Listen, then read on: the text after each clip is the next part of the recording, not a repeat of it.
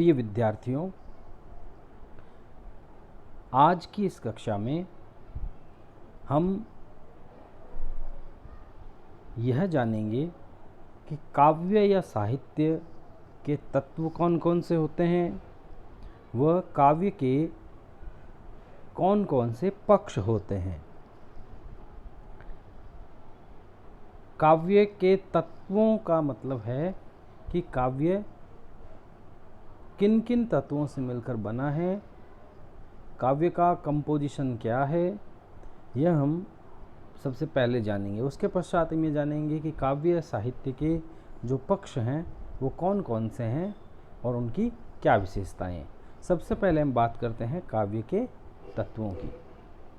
प्रिय विद्यार्थियों, मैं काव्य के तत्वों को समझाने से पहले ये बताना चाहूँगा कि काव्य का सृजन जो व्यक्ति करता है उसे हम कवि या साहित्यकार कहते हैं। कवि या साहित्यकार एवं एक आम व्यक्ति दोनों में प्रमुख अंतर क्या है? देखिए, मूलतः मनुष्य ही काव्य का सृजन करता है, लेकिन एक साहित्यकार और एक आम आदमी में यह फर्क है कि साहित्यकार का हृदय संवेदनशील होता है एवं उसके पास काव्य को समृद्ध करने के, सृजन करने के 3 प्रमुख हेतु होते हैं: प्रतिभा, व्युत्पत्ति और अभ्यास, जिनका अध्ययन हम पिछली कक्षा में कर चुके हैं। प्रतिभा, व्युत्पत्ति और अभ्यास के सहारे, इन साधनों के सहारे कवि जो है वो साहित्य या काव्य का सृजन करता है। आम मनुष्य प्रतिभाशाली हो सकता है, लेकिन ये आवश्यक नहीं कि उसके पास व्युत्पत्ति हो। व्युत्पत्ति है तो हो सकता है सैद्धांतिक ज्ञान हो, व्यावहारिक न हो, या व्यावहारिक हो सैद्धांतिक न हो, या फिर उसके पास अभ्यास की कमी हो। लेकिन एक कुशल कवि के पास प्रतिभा के साथ साथ सांसारिक एवं सैद्धांतिक ज्ञान अर्थात लौकिक एवं शास्त्रीय व्युत्पत्ति एवं सतत साधना, सतत अभ्यास होता है। हम बाहर घूमने जाते हैं, पर्यटन स्थल पर जाते हैं, हम नदी, नाले, निर्झर, पहाड़, जंगल, वन, फूल सब देखते हैं, लेकिन हम उनका जब वर्णन करते हैं तो नीरस करते हैं। लेकिन एक कवि या साहित्यकार जब किसी प्राकृतिक स्थल का या किसी घटना का जब अपने शब्दों में पिरोकर वर्णन करता है तो हम बरबस उन शब्दों की तरफ खींचे चले जाते हैं। उसका कारण है कि उसके पास काव्य हेतु होते हैं जिनके सहारे वह सुंदर और सरस साहित्य की रचना करता है।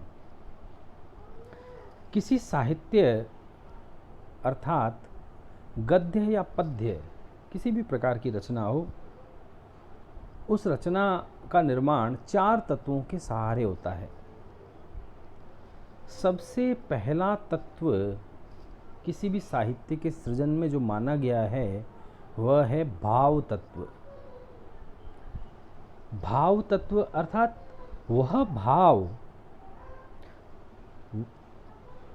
वह भाव जो कवि के हृदय में उत्पन्न हुआ है किसी घटना या किसी दृश्य को देखकर, वह भाव हृदय में जन्म लेता है। काव्य या साहित्य का बीजांकुरण हृदय में भाव के रूप में होता है। यह किसी भी साहित्य या काव्य का मूलाधार है, नींव है, बीज है। इसलिए भाव तत्व को काव्य का अंतरंग या प्राण तत्व माना गया है। भाव तत्व का अन्य नाम रागात्मक तत्व भी है, और चूंकि इसका जन्म स्थल हृदय है तो इसका संबंध अनुभूति पक्ष से है। यानी कवि हृदय में जब भाव का जन्म होता है तो उसकी अनुभूति भी वहीं होती है, इसलिए भाव तत्व अनुभूति पक्ष से संबंधित है। कवि जब किसी कवि का जब कोई भाव उद्वेलित होता है, उत्पन्न होता है, जागृत होता है, उस अमूर्त भाव को कवि अपनी कल्पना के सहारे विस्तार देता है और उस कल्पना से अपने काव्य में चमत्कार की सृष्टि करता है। देखिए, कल्पना तत्व काव्य का दूसरा तत्व है।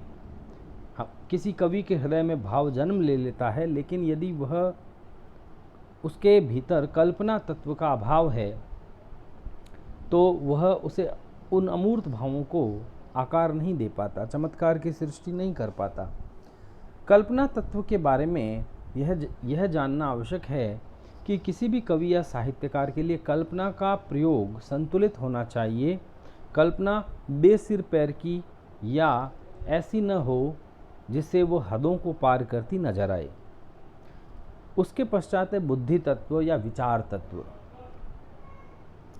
बुद्धि तत्व या विचार तत्व काव्य को औचित्य प्रदान करता है। काव्य में ऊटपटांग बातों को या बेसिर पैर बातों को का सामंजस्य होने नहीं देता है।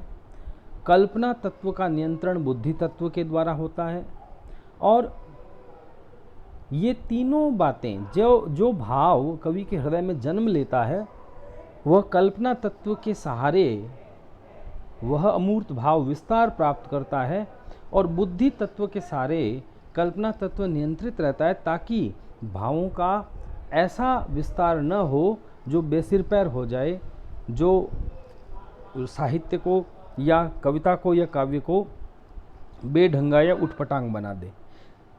अभी हमने 3 तत्वों की बात करी, भाव तत्व, कल्पना तत्व और बुद्धि तत्व।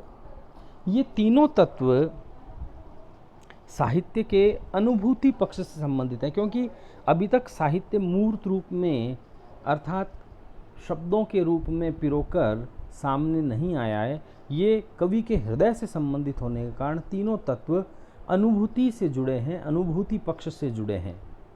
चौथा तत्व है शैली तत्व, जिसे शब्द योजना भी कहते हैं। शैली तत्व कवि की व्युत्पत्ति से संबंधित है।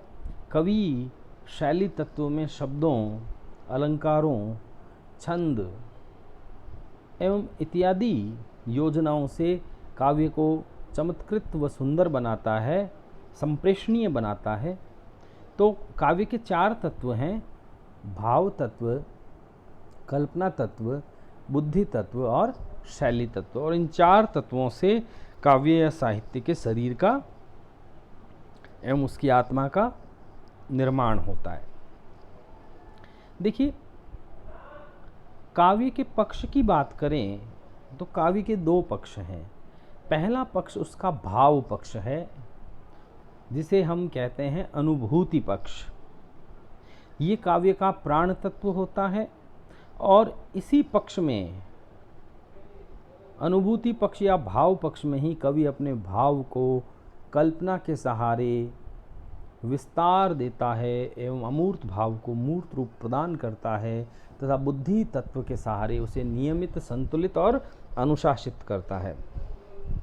काव्य का दूसरा पक्ष है अभिव्यक्ति पक्ष, जिसका अन्य नाम है कला पक्ष, शिल्प पक्ष।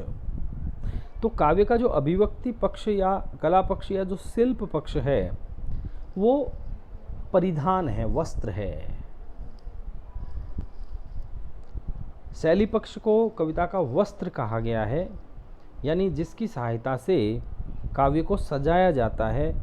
इसमें कवि शब्द योजना, शब्द शक्ति, रीति, अलंकार आदि का प्रयोग करते हुए काव्य को सुसज्जित करता है। तो काव्य के प्रमुख 2 पक्ष हो गए, अनुभूति पक्ष और अभिव्यक्ति पक्ष, भाव पक्ष और कला पक्ष, भाव पक्ष और शिल्प पक्ष। देखिए, हम कल्पना करते हैं एक मनुष्य की। मनुष्य के शरीर के भीतर आत्मा होती है। यदि आत्मा नहीं होती तो मनुष्य का शरीर शव के समान होता है, एक लाश होता है। और यदि आत्मा हो और शरीर न हो तो आत्मा प्रेत कहलाती है, भूत कहलाती है, जिसे हम भूत की संज्ञा या प्रेत की संज्ञा देते हैं।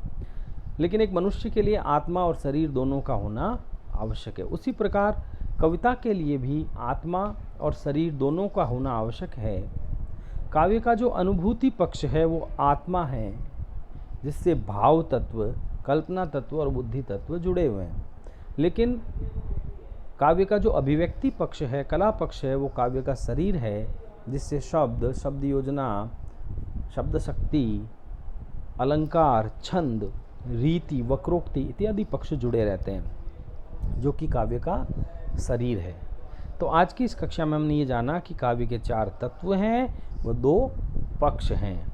4 तत्व हैं भाव, कल्पना, बुद्धि और शैली, जिसमें से भाव, कल्पना और बुद्धि का संबंध काव्य के अंतरंग पक्ष या अनुभूति पक्ष से है, और काव्य के बहिरंग या अभिव्यक्ति पक्ष या हम कहें कला पक्ष या शिल्प पक्ष से संबंध शैली तत्व का है। शुक्रिया।